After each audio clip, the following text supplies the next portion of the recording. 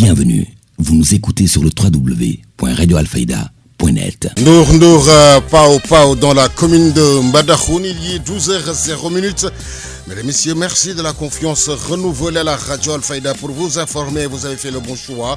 Si vous nous rejoignez dans l'actualité de ce jeudi 5 septembre 2024, nous sommes ensemble pour une demi-heure d'information sur Alfayda FM. C'est l'heure du journal. Voici le sommaire. Une pression internationale implacable pour obliger Israël à respecter le droit international, défendre les droits inaliénables du peuple palestinien. Le but du rassemblement tenu par l'Alliance nationale pour la cause palestinienne avec les forces vives de la nation.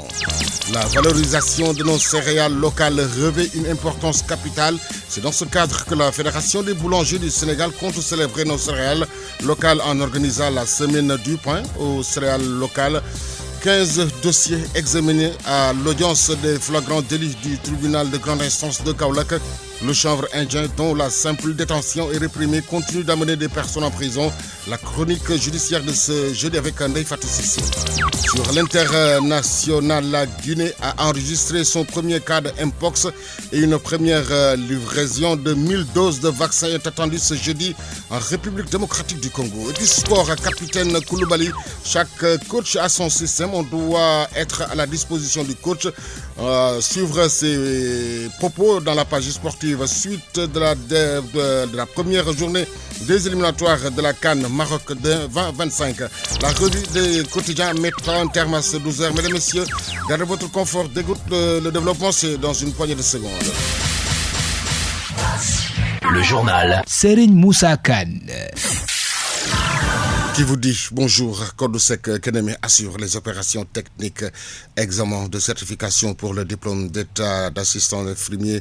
Plus de 50 étudiants supprimés des listes, ce qui a causé la colère noire des étudiants hier au centre d'examen du lycée Val-Djodjondiaï.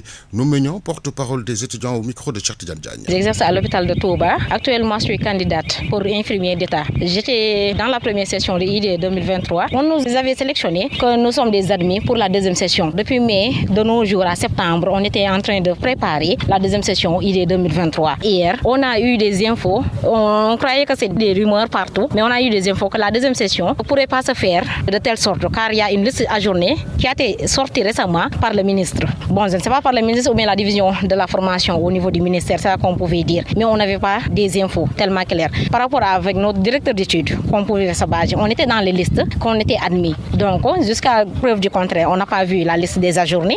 En plus, à 18h, on a reçu, nous, on fait l'examen ici au centre de Kaolack. Bon, on a reçu nos fiches, nos noms dans les différentes listes. Moi qui parle, c'était le numéro 122, ici à la salle 6, au centre de Kaolack, pour faire l'examen ici le 4 septembre. C'est ce qui se passe dans toutes les régions, à Dakar, à Thiès, dans toutes les régions. J'avais entendu des rumeurs que les élèves étaient à Walfadjiri pour revenir à la raison. Mais jusqu'à présent, on n'a rien trouvé. Selon la porte-parole des étudiants, nous menions qui déplore que les listes ont été changées. Les étudiants ajournés lors de la dernière session se sont retrouvés à nouveau sur les listes, ce qu'elle qualifie d'une injustice. Réécoutons-la toujours au micro de Chartidiane Diagne. Nous avons reçu nos notes, nos numéros de table. Ceux qui étaient conscients que 7 jours-ci, le jour G4, on devrait faire l'examen direct. Moi, je viens de Touba. Une fois dans les salles, c'était la salle 6, numéro 122, je n'ai pas trouvé de liste. Je suis là-bas dans les listes centrales. Mais on n'a pas trouvé de nom, on a changé toutes les listes. Ils disent qu'eux, ils ont eu l'ordre de changer les listes vers minuit, 1h du matin. Il n'y a que quelques listes. Et la pire des choses, il y avait des ajournés au niveau de la première session qui étaient consciemment qu'ils sont ajournés. On les a retrouvés dans les listes. Et cela nous fait très mal. Alors que ceux qui étaient conscients qu'ils devraient faire la deuxième session, ils sont là et maintenant on les a changés. Ce qu'on a déduit sur cela, ce n'est qu'une pure sélection. Et il faut que ça cesse. On en a marre. Environ une cinquantaine ici à Kaolack, je ne sais pas dans les autres régions. Et c'est ce qui se passe dans toutes les régions aussi. En tout cas, on ne voudrait même pas parler, mais c'est un cri de cœur qu'on apporte et c'est ça seulement qu'on pouvait faire pour délivrer notre voix. C'est ça. Bon, arrêter les examens, bon, c'est nos collaborateurs, je ne sais pas qu'est-ce qu'on a dû pour la suite, mais on attend la directrice. On parlera avec, comme ça, il nous donnera la bonne raison. Eux, s'ils ont la conscience tranquille de faire les examens sans nous, peu importe. Dieu est grand, mais en tout cas, c'est ça, c'est une injustice. Ousmane Sonko reçoit ça. C'est une injustice. Une injustice, c'est à déplorer, c'est pas normal. Oui, je pouvais rester dans mes locaux, exercer ma fonction, mais je veux avoir d'autres diplômes, de faire des études supérieures. Mais quand on nous piétine comme ça, et nos sœurs qui sont là, qui n'ont aucun diplôme, comment ils vont faire? Ndoumbe Nyon réagissait au micro de Cheikh Tidiane Diagne. L'Alliance nationale pour la cause palestinienne au Sénégal, en collaboration avec les forces vives de la nation, a tenu un rassemblement pour soutenir le peuple palestinien. Oustaz Moustapha Seignan, il faut une pression internationale à l'endroit d'Israël. Écoutons-le. Il est grand temps que le monde ouvre les yeux et cesse de détourner le regard. Ce silence complice qui a longtemps enveloppé la communauté internationale doit cesser immédiatement. Les attaques violentes, aveugles et systématiques dirigées contre des civils palestiniens, des enfants, des femmes et des hommes sans défense sont des actes de barbarie insupportables qui défient toute l'humanité. Comment, en 2024, pouvons-nous tolérer que des innocents soient traqués, leurs maisons détruites, leurs terres volées, leurs rêves anéantis, simplement parce qu'ils sont des Palestiniens? L'occupation israélienne, déjà condamnée à maintes reprises, continue de s'imposer par la force, par la terreur et par la répression brutale. Cette politique délibérée vise à effacer l'identité, la culture et les droits d'un peuple tout entier. Il est inadmissible que dans un monde qui se dit civilisé, de telles atrocités soient tolérées, voire justifiées par certains. Le droit à l'autodétermination, à la liberté, à la dignité et à la sécurité est inaliénable pour chaque être humain. Pourtant, ce droit est systématiquement nié aux Palestiniens. Les bombardements de Gaza, qui transforment des quartiers entiers en ruines, et la violence des colons en Cisjordanie sont des exemples flagrants de cette injustice criante. L'indignation n'est plus suffisante. Il est impératif que des actions concrètes soient prises pour mettre fin à cette tragédie. Les sanctions économiques, politiques et diplomatiques contre Israël doivent être prises. Les appels à la retenue ne suffisent plus. Il faut une pression internationale implacable pour obliger Israël à respecter le droit international et à rendre des comptes pour ses crimes. Pour la cause palestinienne, Oustaz Moustapha Seignan, il est impératif que des actions concrètes soient prises pour mettre fin à cette tragédie. L'OCI également, au cours de cette rencontre, a été le maître mot de toutes les interventions. Face aux défis croissants et aux souffrances prolongées du peuple palestinien, il est du devoir de l'humanité et particulièrement de l'Organisation de la coopération islamique OCI, en tant que nation unie par la foi, la justice et la fraternité, de renforcer son soutien indéfectible à la cause palestinienne. L'OCI porte une responsabilité morale et historique envers la Palestine. Il est impératif que les pays membres unissent leurs forces pour exprimer à travers des actions concrètes leur solidarité et leur engagement à défendre les droits inaliénables du peuple palestinien à l'autodétermination, à la liberté et à la dignité. Nous appelons ainsi à, premièrement, une mobilisation diplomatique accrue pour plaider la cause palestinienne dans toutes les instances internationales afin de garantir la protection des droits du peuple palestinien et d'œuvrer pour la fin de l'occupation. Deuxièmement, un soutien économique renforcé pour soutenir le développement et la résilience des institutions palestiniennes et pour soulager les souffrances causées par les blocus et les restrictions. Troisièmement, une solidarité humanitaire constante pour apporter l'aide nécessaire aux réfugiés palestiniens et aux populations vulnérables touchées par les conflits. Quatrièmement, la promotion de l'unité au sein de l'OCI en consolidant ses positions et en œuvrant ensemble pour une solution juste et durable qui respecte les résolutions internationales et les aspirations légitimes du peuple palestinien. Enfin, nous adressons un message particulier à l'ensemble du peuple palestinien. Nous lui disons que le peuple sénégalais, en ces temps sombres et éprouvants, vous adresse un message de solidarité, d'amour et d'espoir. Nous ne pouvons qu'imaginer les souffrances que vous endurez, les pertes que vous subissez et la douleur que vous portez chaque jour. Votre résilience est une source d'inspiration pour tous ceux qui luttent pour la justice dans le monde. Que la paix soit sur vous. Que la force continue de vous habiter et que l'espoir reste toujours dans vos cœurs. La Palestine vivra, la justice prévaudra. Dieu ne dit-il pas, si vous faites triompher la cause d'Allah, il vous fera triompher et raffermira vos pas. Ensemble, œuvrons pour une Palestine libre et souveraine. Vous suivez le journal. Sur la 90.1, émettons depuis Medina Baye, Imaboul Cheikh Imam Hassan Sissi, Studio Ali Momar Alelo. L'info se poursuit également sur le www.radioalfayda.net. Je vous le disais en titre, la Fédération nationale des boulangers du Sénégal sur l'introduction des céréales locales dans la production du pain en marge de la semaine du pain, dont l'objectif est de pérenniser les mesures de réduction de la baguette, améliorer également sa qualité et valoriser les céréales locales. Amadou Gaye, il est le président de la FNBS.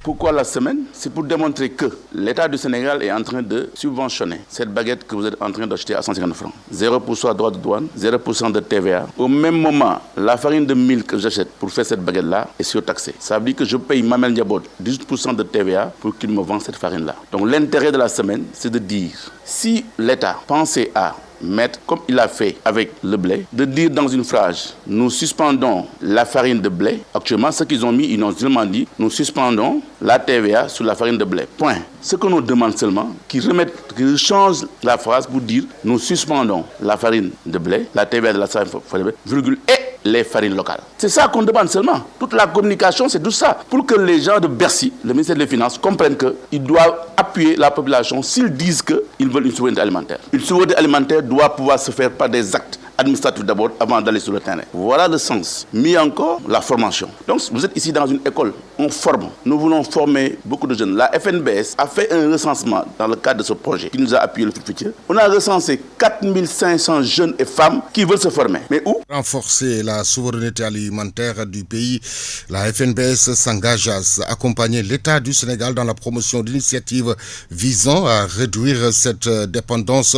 Réécoutons le président de la FNBS, Amadou Gaye. Il n'y a pas beaucoup d'écoles professionnelles, en fait, en réalité. Il y a des écoles qui s'ouvrent. Le professionnalisme doit passer par les professionnels. C'est ça que nous demandons, que l'État appuie la formation, la fiscalité avec ce décret-là. La fiscalité, le décret, la formation. C'est tout ce que nous demandons. Et le ministère de l'Agriculture nous assure que la disponibilité de la farine, des graines. Il faut qu'on nous arrête de nous donner des chiffres. Aujourd'hui, on nous dit que le mil, c'est 1 800 000 tonnes, on a récolté. Et où se trouve le mil là? Donc, il faut qu'on arrête ces jeux de chiffres-là, qu'on voit la réalité des chiffres, qu'on ait la farine. Si on avait 1 million de tonnes, je peux vous assurer, en 2011, j'achetais la farine de mil à 250 francs. Qu'est-ce qui a changé dans ce pays-là? Donc, 2011, on achetait à 200. Aujourd'hui, je suis à 600 francs le kilo, plus la TVA. Donc, le prix de la farine de blé, c'est 300 francs. Le prix de la farine de mil, c'est 600 francs. C'est pas normal. À cause seulement d'une virgule. Et seulement, si on faisait un et, les choses vont changer. C'est ce que nous demandons. La semaine du pain. Et l'autre message, c'est de dire aux consommateurs, changez votre méthode de consommer. Mais assurez votre sécurité alimentaire, votre santé. Mangez ces types de pain. Régule le flux intestinal. Vous donne beaucoup de protéines. Les fibres ne se rejettent pas. Les fibres restent dans le sang. C'est ce que nous demandons à la population sénégalaise. C'est pourquoi nous disons, écoutez, nous allons vous donner tous ces types de pains-là. Nous allons nous sacrifier avec un budget très faible, mais nous allons faire en sorte que donner plus de 10 000 pains. Je dis tant de 10 000 pains et les boulangers me disent non, on va faire plus. En fonction du rush. Ne dites pas 10 000 pains. Si on a moins de monde, cela va montrer que les gens ne sont pas intéressés. Nous allons les laisser et travailler, retourner à notre travail. Mais si on voit que les gens sont intéressés à venir comprendre la souveraineté alimentaire n'est pas un slogan, la sécurité alimentaire n'est pas un slogan, je peux vous assurer, les boulangers peuvent aller même à 20 000 pains par jour. À l'instant, le président de la Fédération nationale des boulangers du Sénégal, Amadou Gaye, sur la semaine nationale du pain. Le rejet de la loi relative à la suppression du CSE et du HCCT ne surprend personne, notamment l'analyste politique Abdoulaye Mbaw, et la motion de censure annoncée ne peut avoir qu'un effet de paille, n'est-ce pas, Ousmane Diak? La proposition de loi qui consiste à supprimer le Haut Conseil des collectivités territoriales et le Conseil économique, social, environnemental a été rejetée par la majorité parlementaire. Notre confrère et analyste politique Abdoulaye Mbaw dit ne pas être surpris par cette posture du Benno. Non, je crois bien que de ce point de vue, Benno vote pour la dissolution aurait été la surprise. Donc que la majorité vote non, donc Benno qui vote non. Je crois bien que ça, c'est le cours normal, le chemin des choses. Et parce que quand même, il faut dire que nous sommes dans une assemblée nationale, mais avec des camps qui sont dans des calculs politiques. L'option pour Benno, c'était véritablement de créer les conditions pour que le projet de loi du président Bassirou Diomaye Faye ne puisse pas passer. On sait que Benno détient toujours la majorité à l'Assemblée nationale. Donc de ce point de vue, toute loi, tout projet, toute proposition qui ne passe pas dans cette Assemblée nationale 14e du genre ne serait pas une surprise. Parce que comme on le sait, Benno est dans une dynamique de confrontation avec le pouvoir exécutif incarné par le président de la République. Donc au niveau de l'Assemblée nationale, il était sûr et certain que la majorité Benno n'irait pas dans le sens de voter pour la dissolution de ces deux institutions. Alors, quelles conséquences pourrait avoir un tel acte du Benno? C'est qu'il ne reste que 9 jours. Le président de la République, aujourd'hui, a toutes les prérogatives pour aller dans le sens de dissoudre cette Assemblée nationale à la date du 12 septembre. Sinon, l'on continuera de vivre de tels scénarios. Il faut aller dans le sens de dissoudre et de demander aux Sénégalais de choisir quelqu'un, donner la majorité et que le régime puisse travailler pour avoir la majorité et pouvoir gouverner avec tranquillité, avec une majorité. Toutefois, notre confrère reste pessimiste quant à un piège posé par le tandem Diomaye-Sonko à la majorité parlementaire. On parle de piège. Non, mais moi je cherche à trouver le piège. Je n'en vois pas. Même si il est vrai que tous les camps sont dans les calculs politiques et par rapport véritablement à l'observation que font les Sénégalais. Maintenant, je vois bien que c'est une promesse électorale que d'aller dans le sens de dissoudre ces deux institutions. L'Assemblée a été saisie. La majorité Benno a dit non. Donc, je crois bien que de ce point de vue, il n'y a rien à dire. Cependant, pour Abdoulaye Mbow, la motion de censure évoquée par Abdou Mbow, président du Conseil parlementaire Benno, ne peut qu'être un effet d'annonce. Donc, on verra que le président du groupe parlementaire puisse aller dans ce sens-là et déposer la motion de censure. Ensuite, on verra ce qui va se passer. Mais pour le moment, ce n'est qu'une seule annonce. En tout état de cause, le rejet de la loi supprimant la 16 et le HCCT par l'Assemblée nationale pourrait entraîner la dissolution de cette institution le 13 septembre prochain. Du côté de la majorité parlementaire, l'on dit répondre le mépris par le mépris. Le régime en place veut jouer, alors c'est pourquoi le jeu se fera. Le rejet est le fruit d'un acte politique posé pour mettre fin à la gymnastique remarquée pour tripatouiller la Constitution. Mamadou Bilo au téléphone de Papa Kajili Badji. Un acte politique se répond par un acte politique. On ne peut pas, dans un pays qui se dit une démocratie majeure, à chaque fois qu'il y a un changement de régime, qu'on veut tripatouiller la Constitution, on tripatouille les lois, on change, on supprime, après on recrée des institutions. Il faut mettre fin à ça. Donc c'est pourquoi le groupe parlementaire Benno Bokk Yakaar a répondu à l'acte politique. Et ce n'est pas une surprise. Aujourd'hui, on ne peut pas décréter la mort de ces institutions à travers le Benno Bokk Yakaar. Non, pas du tout. Ça, ce sont des institutions extrêmement importantes pour une démocratie dite majeure. Donc, puisqu'on s'inscrit dans cette dynamique, il faudrait que ces institutions puissent perdurer, exister. Maintenant, on est d'accord qu'il y a des choses à revoir sur le mode de désignation des membres de ces institutions. À ce niveau, c'est discutable et c'est normal, puisqu'il y a beaucoup de doses politiques dans le mode de désignation. Mais vouloir systématiquement éliminer ces institutions pour les recréer sous une autre forme, vraiment, pour moi, ça ne valait pas la peine. Ceux de la coalition Diomaye Président ne se fait pas attendre. Sassoum Ley de la coalition Diomaye Président à Kolda, cela dénote que le Benno Bokk Yakaar n'est pas là pour le bien du peuple sénégalais. Le président de la République et son OPM prendront toutes leurs responsabilités. Il est ici au téléphone de Pape Kajali Badji. C'est une comédie qui continue encore. Vous savez, en droit, on dit qui peut le plus peut le moins. Si le président Bassirou Diomaye, dans son élan de démocratie et de respect des institutions, a voulu passer par l'Assemblée nationale en leur donnant une seconde chance pour qu'au moins que les Sénégalais puissent apprécier cette assemblée comme étant au moins une institution républicaine. Alors, encore une fois de plus, cette assemblée nationale dirigée par le Mamdio et en majorité composée par le Benno Bokk Yakaar et surtout ceux de l'APR, naturellement dans leur coalition, ont montré à la face du monde et aux Sénégalais qu'ils sont dans le clientélisme réel. Parce que la suppression de ces deux institutions budgétivores qui sont HCCT et même seulement le Conseil économique, social et environnemental ne sont rien d'autre que mettre en place une politique de transparence pour permettre de booster le développement endogène du Sénégal. Parce que souvenez-vous, depuis la création de ces deux institutions, jamais ils n'ont produit un document qui aille dans le sens de booster le développement du Sénégal ou bien de participer dans la transparence ou bien dans l'équité ou dans la démocratie ou dans la préservation des libertés dans ce pays-là. Donc, c'est une des institutions qui ont été créées juste pour recaser les clients politiques. Donc, nous, ce que nous avons été témoins hier d'une situation très macabre, j'allais même dire. Encore une fois, le Benno Bokk Yakaar, en leur tête Macky Sall, ils ont montré qu'ils ne sont pas là pour les Sénégalais. Et d'ailleurs, je disais, qui peut le plus peut le moins. Naturellement, personne ne peut empêcher cette dissolution de ces deux institutions institutions. Alors le président Diomaye, qui a bien voulu passer par l'Assemblée, encore une fois, l'Assemblée a manifesté sa mauvaise foi et ça ne nous surprend pas dans la mesure où cette Assemblée a été montée le jour. Souvenez-vous, quand on est allé Bambi, ce sont des gendarmes qui sont entrés dans l'Assemblée nationale. Ça ne nous a pas surpris, c'est une Assemblée qui est contre le peuple du Sénégal. Et nous pensons que le peuple, dans sa souveraineté, doit exercer sa souveraineté pleinement parce que cette demande de suppression est une demande sociale. Parce que nous l'avons mis dans notre programme de campagne et nous avons été accrédités de 50, et quelques pourcents par la majorité absolue au Sénégal qui a conduit le président Bassirou Diomaye Faye à la tête de ce pays. Donc naturellement, c'est la volonté populaire. L'Assemblée nationale, les députés de Benno Bokk Yakaar devraient se plier à la volonté populaire et respecter les institutions. Malheureusement, ils ne sont pas dans ça. Ils sont jusqu'ici au service d'un homme. Ce qui les choque réellement, c'est de voir le président Bassirou Diomaye et son premier ministre réussir les 4 mois d'exercice déjà. Vous suivez le journal. Sur la radio Al-Fayda, cette radio qui vous informe partout que vous soyez dans le monde. Dans le cadre de l'ouverture des classes école-entreprise, le chef d'antenne du programme de formation école-entreprise a été à Kaolack avec le comité local de suivi de la région de Kaolack.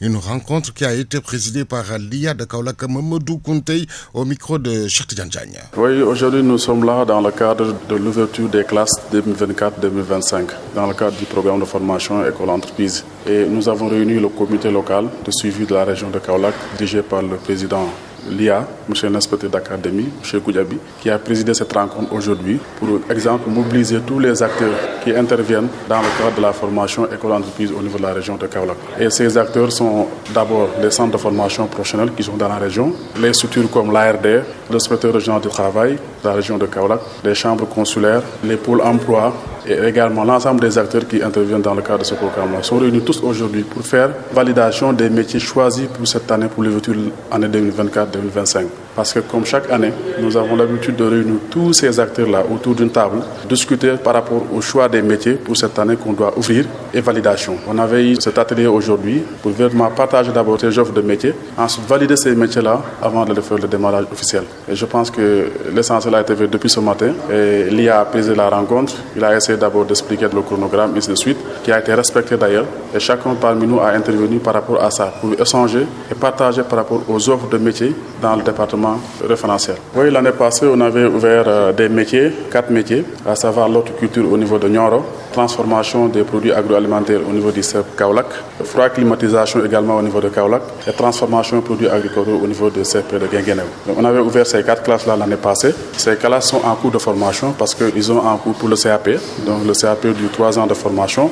Ils n'ont pas encore terminé. Ils sont présentement dans la formation et les formations, les cours se déroulent normalement. Donc comme on l'avait fait l'année passée, cette année aussi, c'est la seule méthode. On doit d'abord remobiliser tous ces acteurs-là autour d'une table, en discuter. Je pense que les métiers qu'on a choisis cette année, également pour l'instant, c'est la pâtisserie au niveau de Kaolack, la couture au niveau de Guinguinéo, et aviculture au niveau du CP de Bounbadahoun, aviculture également au niveau de Nioro et transformation produits agroalimentaires au niveau de Porokhane. À l'instant, Mahmoud Kounteï, le chef d'antenne du programme de formation école à entreprise qui réagissait au micro de Cheikh Tidiane Diagne. Pour l'inspecteur de l'enseignement technique de la formation professionnelle, Amadou Fall, sur les perspectives pour cette nouvelle année scolaire 2024-2025. C'est de préparer la rentrée scolaire 2024-2025 pour déterminer les classes qu'on doit ouvrir pour le programme de formation école-entreprise. Donc chaque année, avant d'ouvrir les classes, on organise un atelier avec les chefs d'établissement des différents centres de formation professionnelle et les autres acteurs qui sont concernés par la formation professionnelle. On discute entre nous pour voir quels sont les métiers porteurs au niveau de la localité afin qu'on puisse prévoir des classes qu'on doit ouvrir pour cette année. Voilà, tout à fait. On est en train d'aborder d'abord quels sont les métiers porteurs, c'est-à-dire quelles sont les classes qu'on doit ouvrir qui tournent autour des métiers qui sont dans l'hôtellerie, la restauration et la transformation, mais aussi des métiers de l'aviculture, de l'horticulture. Donc généralement, les discussions tournent autour de ces métiers-là. Il y a aussi les entreprises à cibler parce que vous savez que la formation école-entreprise, il y a 80% qui se déroule au niveau de l'entreprise et 20% qui se déroule au niveau du centre de ressources. Donc il faudra voir quelles sont les entreprises qui pourront accueillir ces jeunes-là. Parce que dans la formation école-entreprise, c'est l'entreprise qui porte la formation. Donc il va falloir déterminer les entreprises qui sont capables de dérouler ces formations avec ces jeunes. Voilà, les perspectives, c'est toujours dans le prolongement des activités. C'est quand même d'ouvrir pour chaque établissement des classes qui vont former des jeunes, des classes qui vont tourner autour de 15 à 20 apprenants au niveau de la région, que ce soit à Kaolack, notamment dans le centre de formation de Kaolack, ou bien à Guinguinéo, Mbadakhoune et Nioro. C'est d'ouvrir des classes qui vont former ces jeunes, soit des formations de courte durée qui vont aboutir à un certificat professionnel de spécialisation d'une durée de 3 à 6 mois, soit des formations de CAP qui vont durer 3 ans. À l'issue de la formation, on va certifier les jeunes qui vont avoir un diplôme d'État et qui vont aller s'insérer dans le milieu professionnel. Direction Kolda, où un camp de vacances en lecture et en production écrite a été organisé dans 32 établissements Tchara dans la région de Kolda durant 10 jours avec les 3 inspections de l'éducation de Kolda. Mamoudou Biro Diallo. Le temps des vacances doit être meublé par des activités utiles qui nourrissent l'intelligence pour détacher les enfants des écrans et d'autres activités non didactiques. C'est ainsi que le projet Contepart, en collaboration avec les 3 inspections de l'éducation et de la formation de la région de Kolda, a organisé pendant 10 jours un camp de vacances en lecture et en production écrite dans 32 établissements de l'académie Malandiata et de Contepart. Sillonner quelques écoles parmi les 8 écoles qui ont bénéficié de cette activité. Il faut rappeler que le projet est en train d'organiser ces camps dans 50 écoles dans les régions de Sédhiou et Kolda. Donc nous avons 18 écoles dans le département de Vélingara et 8 écoles dans le département de Kolda et 6 écoles dans le département de Médina Yoro Foulah. C'est une activité que le projet organise pour essayer d'encourager les enfants à améliorer et à vouloir continuer dans le sens de leur éducation et à faire des performances. Talandiaï, inspecteur de l'éducation à l'inspection de l'éducation et de la formation de Kolda, tire un bilan très satisfaisant des moniteurs et monitrices qui ont contribué à la formation de ces potages. Nous sommes satisfaits de la manière avec laquelle le camp de Tchara et les autres camps d'ailleurs ont été tenus. On satisfait à nos attentes au sortir de la formation qu'on leur avait. Même chant de cloche chez Sadio Seydi, représentante des enfants qui remercie le projet et ses partenaires qui ont participé à leur formation didactique. Voilà 2 semaines, mes camarades, de bénéficier de ce camp de vacances. C'est une chance que vous avons, car beaucoup de nos camarades ne l'ont pas osé. Pourquoi, au nom de mes camarades, je remercie tous nos partenaires. Le préfet de l'arrondissement de Mampatine, qui a présidé cette cérémonie de clôture, dit être tombé sous le charme du procédé utilisé pour participer à la formation. Assistant de la tenue de cette activité dénommée camp de vacances. Donc cette activité, vous l'avez rappelé tantôt, a un volet ludique. Parce que tout ce qui est ludique, c'est plus facile à assimiler pour l'élève et notamment pour l'enfant. Et voilà, donc il y a moins de caractère contraignant qui oblige à aller vers des résultats par des évaluations, mais plutôt des activités donc de divertissement. Et c'est à travers cette activité de divertissement que l'élève est beaucoup plus captivé. Il y a le volet divertissement. Donc cette approche elle est assez originale et donc d'où l'importance de la tenue de ces camps de vacances qui ont fini par démontrer leurs résultats en termes d'amélioration de la qualité au niveau de l'éducation. Il faut tout simplement rappeler que le projet a simultanément organisé d'autres activités similaires dans la région de Sédhiou, accompagner les enfants. 12h28 sur les pendules du TJ de Kaolack. 15 dossiers examinés hier à l'audience des flagrants délits du tribunal de grande instance de Kaolack. Le chanvre-ingin, dont la simple détention est réprimée, continue d'amener les personnes en prison. Hier, un jeune conducteur de moto Jakarta, arrêté avec 4 kilos, a été condamné à 2 ans de prison. La chronique judiciaire de ce jeudi avec André Fatou Cissé. Prenant la parole à la suite de la clôture des débats d'audience pour faire part au tribunal sa conviction dans les faits reprochés au prévenu de 20 ans, le procureur dira que ce dernier même ne conteste pas la détention du produit prohibé, rappelant au juge président d'audience et à ses 2 assesseurs les dispositions de la loi en ce sens. Le représentant du ministère public requérera 2 ans d'emprisonnement ferme à l'encontre de ce dernier, donnant son verdict sur le siège à la juridiction qui retiendra donc la culpabilité du prévenu. Le sanctionnera avec une peine de 2 ans de prison. Ces 2 avocats sollicités lors de leur plaidoirie la clémence du tribunal, mais ils n'obtiendront pas pour autant gain de cause. Un prévenu natif de Taïba Niassène sera fixé sur son sort le mercredi prochain. Né en 2003, Ahmed Khadi Diop poursuivi également dans un autre dossier pour escroquerie portant sur une somme de plus d'1 million de francs CFA et accès frauduleux sur un système informatique a été relaxé au bénéfice du doute par le tribunal qui le concernant a donné son verdict sur sur le siège. Parmi les 15 personnes dont les dossiers ont été examinés hier par la juridiction, l'artiste rappeur Alassane Diallo, plus connu sous le nom de Dofndey, en prison depuis plus de 2 mois pour une autre affaire. Il lui était reproché d'avoir tenté de faire introduire au niveau de la maison d'arrêt et de correction de Kaolack du chanvre indien dissimulé dans un plat de repas qui lui était destiné. Niant ces faits qui lui ont valu sa comparution hier par devant la barre du tribunal des flagrants délits, il indiquera pour sa défense tout ignorer de la provenance de cette drogue et par conséquent, il n'en est pas propriétaire. Autre élément qu'il portera à la connaissance du tribunal pour sa défense est le fait, a-t-il souligné, qu'il n'est pas le seul nommé Alassane Diallo au niveau de la maison d'arrêt et de correction de Kaolack. Il y en a 5, dira-t-il. Donnant son verdict sur le siège, le tribunal le relaxera au bénéfice du doute. Ainsi, il est retourné en prison où il attendra la finalité de son dossier en instruction. Actualité internationale. Sur l'international, la Guinée a enregistré son premier cas de Mpox et une première livraison de 1000 doses de vaccins est attendue ce jeudi en RDC. C'est une série de brèves réalisées par nos partenaires de la Voix de l'Amérique. La Guinée a enregistré son premier cas de Mpox, a indiqué le ministère guinéen de la Santé. La RDC, pays le plus touché, reçoit aujourd'hui près de 100 000 doses de vaccins. Actualité internationale. En Guinée, une femme a été tuée par balle pendant des affrontements entre la police et des manifestants mercredi, selon une source policière. Le drame a eu lieu la veille des manifestations prévues contre la junte au pouvoir. La victime a été abattue alors qu'elle était dans un taxi et que des bagarres faisaient rage dans le quartier de Sanfonia, au nord de la capitale Conakry. L'opposition a appelé à manifester pacifiquement jeudi afin de dénoncer la répression de la junte envers les dissidents et pour demander un retour à un régime civil avant la fin de l'année. L'événement marquera également les 3 ans du coup d'État qui a porté le colonel Doumbouya au pouvoir. International. Le président chinois Xi Jinping a reçu mercredi à Pékin plusieurs dirigeants africains pour le banquet d'ouverture du forum sur la coopération Chine-Afrique.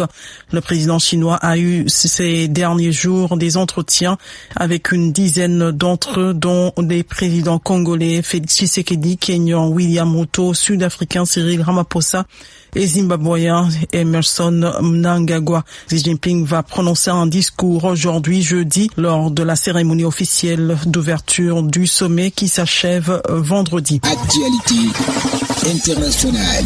Au Cameroun, un accident de la circulation près de la ville de Chang, dans l'ouest du pays, a fait 8 morts et 62 blessés dans la nuit de mardi à mercredi, ont indiqué les autorités locales. Selon la téléradio d'État CRTV, un véhicule gros porteur qui transportait des passagers de Fumbo dans le département de Noun vers la ville de Douala a terminé sa course dans un ravin à la suite d'un dysfonctionnement. Actualité internationale. Au moins 20 migrants sont portés disparus à la suite du naufrage d'une embarcation en Méditerranée près de l'île italienne de Lampedusa. Le secrétaire d'État américain Anthony Blinken se rend en Haïti aujourd'hui pour apporter le soutien des États-Unis à la force multinationale censée ramener la sécurité dans ce pays ravagé par la violence des gangs. Actualité internationale. Au moins 4 personnes ont été tuées et 9 blessées hier mercredi lors de tirs dans un lycée en Géorgie aux États-Unis. Le suspect est en détention, a déclaré le bureau des enquêtes de l'État. Le tireur serait un adolescent de 14 ans. Et sport.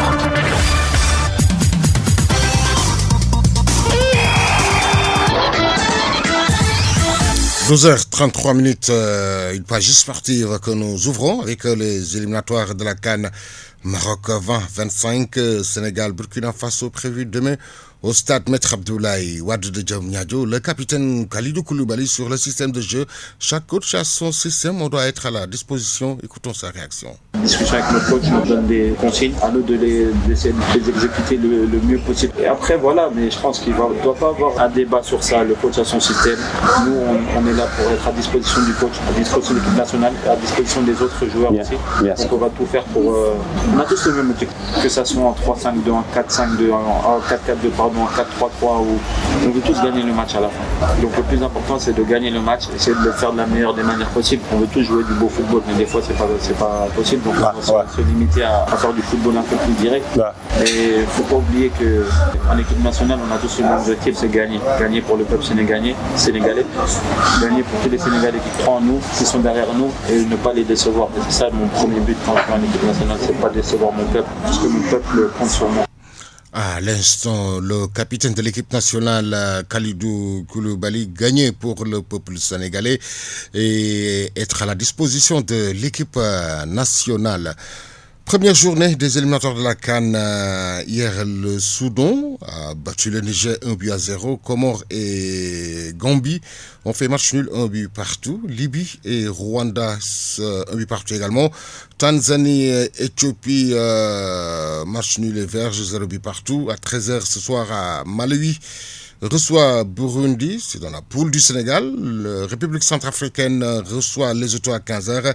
Congo reçoit Soudan du Sud, Guinée-Bissau reçoit Eswatini à 16h, Ghana reçoit Angola, Algérie reçoit Guinée équatoriale, Tunisie reçoit Madagascar à 19h. En Europe, la première journée de la Ligue des Nations, Portugal reçoit la Croatie, Écosse reçoit Pologne, Danemark reçoit Suisse, Serbie reçoit Espagne, Azerbaïdjan reçoit la Suède, Estonie reçoit Slovaquie, Bélarussie reçoit Bulgarie, Irlande du Nord reçoit Luxembourg à 18h45. Zone Amérique du Sud, Bolivie, Venezuela prévu à 20h. Argentine, Chili à 0 comptant pour les éliminatoires de la Coupe du Monde. 12h35 tout de suite la revue du quotidien. La revue de presse. L'Obs Pop Place, Le Soleil, Sud Quotidien, Walf le matin. Si vous nous rejoignez dans l'actualité de ce jeudi 5 septembre 2024, la presse du jour lue et parcourue en 3 minutes par Ngonedjaye. Bonjour et bienvenue. Dissolution du Conseil économique, social et environnemental et du Haut Conseil des collectivités territoriales et la motion de censure. Le nouveau gouvernement adopte le Gatsa entre annonce du Premier ministre et décret du président. Diomaye Sonko fait échec à Benno Bokk Yakaar, renseigne Vox Populi. Diomaye Sonko sonne la grande offensive, s'exclame Témoin quotidien de son côté. Imbroglio à l'Assemblée nationale, la déclaration de politique générale pour échapper à la motion de censure. D'après l'I Quotidien, Diomaye convoque les députés en session extraordinaire et la déclaration de politique générale à l'ordre du jour. Ainsi, la motion de censure contre le Premier ministre bloquée, calcul par-dessus tête. Bassirou Diomaye Faye prend un décret convoquant l'Assemblée nationale à une 3e session extraordinaire avec 4 points à l'ordre du jour. Diomaye coupe l'herbe sous le pied des députés de Benno pour contrer la motion de censure. La riposte fatale de Bassirou Diomaye Faye à la une de Rewmi Quotidien. En tout cas, pour Besbi le jour, Diomaye sauve son Premier ministre contre Benno, considérant l'article 84 comme l'arme fatale. Il n'y aura pas de motion de censure. Dans une dizaine de jours, l'Assemblée nationale sera dissoute, déclare Ousmane Sonko. Sur cette sortie musclée du Premier ministre contre les dignitaires de l'ancien régime, les Échos affichent en une: Sonko transfère le Gatsa au sommet de l'État. Dissolution des institutions et motion de censure. La guerre des pouvoirs, note à ce sujet Révélation. Gouvernement, Assemblée nationale, manœuvre contre manœuvre, observe Antenne Quotidien. Pour l'enquête, ce sont des manœuvres politiques. Bassirou Diomaye Faye sort le grand jeu suite à la motion de censure déposée par Benno Bokk Yakaar. Bras de fer entre l'Assemblée nationale et l'exécutif. La tribune s'exclame: la crise artificielle fait oublier les urgences. Abordant le même sujet, l'informateur estime que les urgences attendront. Relatives à la motion de censure, dissolution de l'Assemblée nationale, du CESE et du Haut Conseil des collectivités territoriales, les Sénégalais pris en otage, titre Dakar Presse. Et puis un autre sujet, toujours dans cette revue des quotidiens, diffusion de fausses nouvelles. Dakar Actu, récidive dans son projet de dénigrement de Serigne Mboup, affiche La Dépêche. D'après le même journal, le procès est renvoyé du fait que les nouveaux juges de Kaolack n'ont pas encore pris fonction. Et puis sur un tout autre registre, visite d'État du président Faye en Chine, une dizaine d'accords de partenariat signés. Relève Terralier Nikai et l'Indépendant, de même que des mémorandums d'attente dans les domaines de l'économie, des nouvelles technologies de l'information et de la communication, du développement vert ont été également signés. Asphyxie fiscale de la presse, le ministre des Finances dans l'As quotidien convoque le patronat ce matin. Lutte contre la recrudescence des crimes au Sénégal, la gendarmerie interpelle 2630 individus, informe l'Éveil quotidien. Et enfin, nous terminons en sport Afro-Basket U18 Sénégal-Mali. Les Lionceaux ratent leur entrée avec un score de 64/50, mentionne Wiu Sport. Des Lionceaux du basket au Lion du foot qui déroulent une 4e séance bien musclée pour le match Sénégal-Burkina Faso, informe la Tribune Sport. C'était tout pour la revue des titres. Merci de l'avoir suivi et très bonne lecture. C'est la fin de cette édition. Merci à Kodosek Keneme qui en a assuré la partie technique.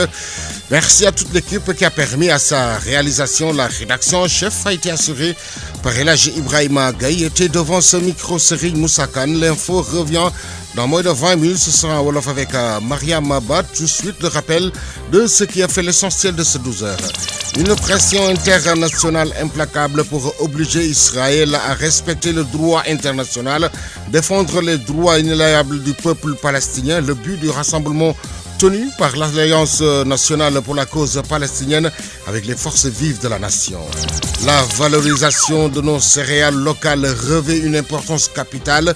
C'est dans ce cadre que la Fédération des boulangers du Sénégal compte célébrer les céréales locales en organisant la Semaine nationale du pain aux céréales locales. 15 dossiers examinés à l'audience des flagrants délits du tribunal de grande instance de Kaolack, le chanvre indien, dont la simple détention est réprimée continue d'amener des personnes en prison. La chronique judiciaire de ce jeudi, vous l'avez suivi avec Ndeye Fatou Cissé. En seconde partie, vous avez suivi également l'actualité internationale, la page sportive et la revue des quotidiens. Mesdames et messieurs, merci de nous avoir accueillis dans l'intimité de chez vous. Excellent sur le programme, c'est la 90.1. Le journal Serigne Moussa Kane.